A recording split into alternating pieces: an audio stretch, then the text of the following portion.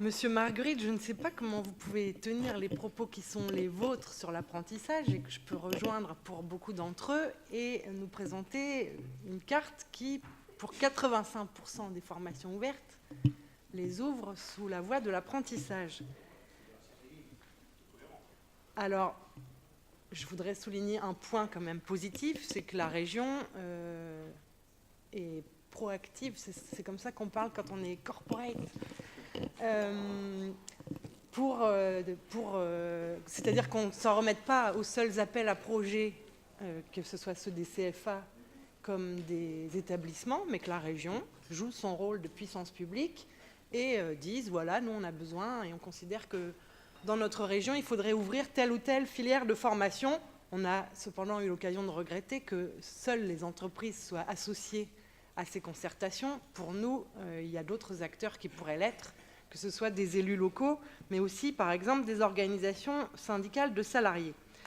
Mais alors, pour votre défense, cette disproportion de la carte qui nous est présentée aujourd'hui tient aussi beaucoup à la politique du rectorat et de l'éducation nationale qui, appliquant les politiques d'austérité qu'on connaît depuis des années maintenant, malheureusement, déclare n'ouvrir une formation que lorsqu'une autre ferme, et que ce principe même fait qu'il y a fatalement beaucoup plus d'ouverture sous la voie de l'apprentissage que sous statut scolaire.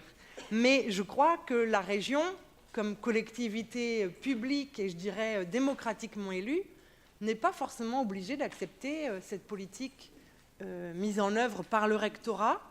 D'ailleurs, on a pu voir dans l'élaboration de cette carte que le fait qu'il y ait désormais un seul rectorat pour 2 académies n'a pas facilité le travail, loin de là.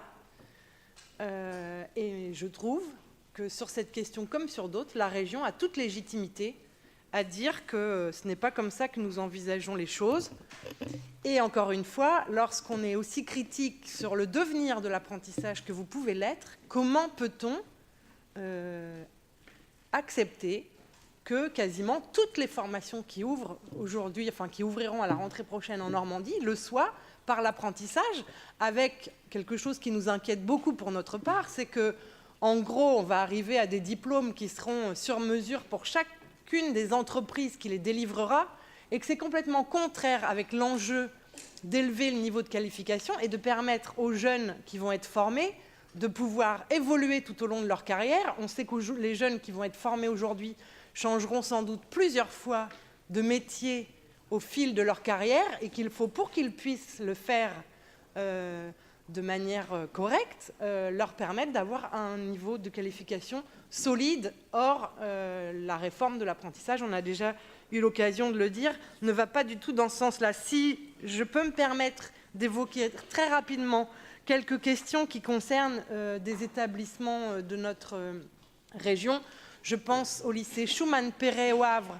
où les enseignants se sont mis en grève la semaine dernière pour des problèmes de DHG, de dotation horaire globale, insuffisantes. Et à mon avis, ce type de mouvements vont se multiplier dans les prochaines semaines, mais aussi parce qu'ils constatent des dysfonctionnements qui sont liés à la fusion de leurs 2 établissements. Et je crois que ça nous invite à réfléchir. Monsieur Degnaud a 2 fois sur les d'autres fusions que vous souhaitez mettre en œuvre, je pense au lycée de Falaise, tout comme Monsieur Degnaud, et je vous remercie de m'avoir répondu sur la question du lycée Lavoisier au Havre, mais ils ont un problème d'équipement. C'est un lycée qui forme sur des matériels, des camions, des poids lourds, etc. Il manque d'équipement. Je sais que la région a engagé des appels d'offres. Ce qui risque de se produire, c'est que les matériels arrivent après les examens ou trop peu de temps avant. Or, évidemment, ça aura un impact considérable sur la réussite de ces jeunes.